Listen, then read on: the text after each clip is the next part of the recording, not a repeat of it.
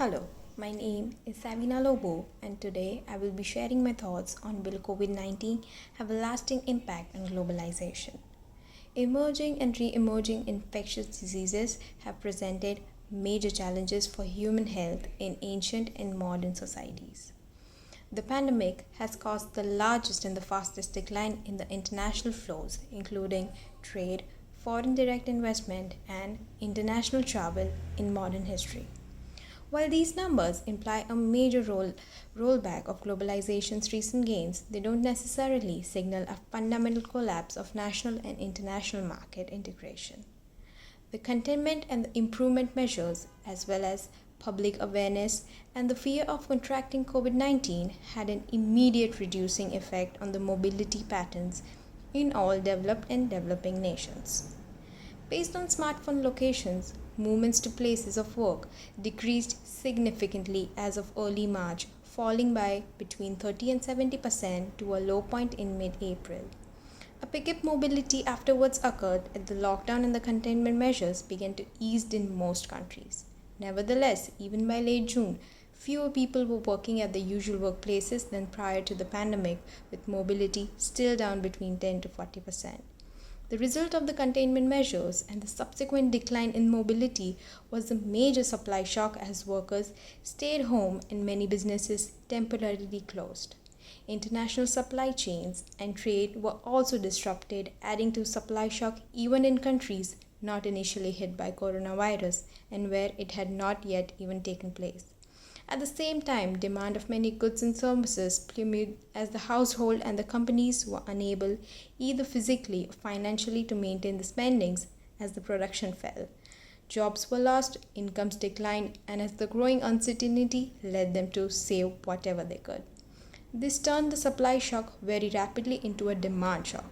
The impact of the pandemic and the containment measures led to a severe contraction in the economic activity as many people were unable to go to work and businesses could no longer operate. And the containment measures resulted in a sharp and unprecedented fall in employment across developing nations. The rise in unemployment was also diminished by people out of work temporarily suspending active job search or their availability to work when national and local lockdowns were in place.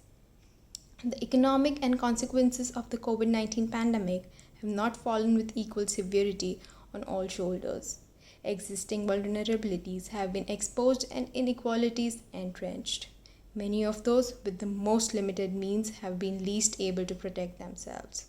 Workers in diverse forms of employment that differed from full-time wage and salary work with a permanent contract, such as self-employed workers, those on temporary on-call or part-time contracts, and informal economy workers have been highly exposed to the job and income losses prompted by the pandemic.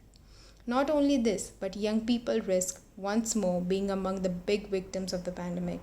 It suggests that the young people have been disproportionately affected by the COVID 19 crisis. They tend to hold jobs that are more precarious and are overrepresented among workers in the hard hit industries such as accommodation and food services.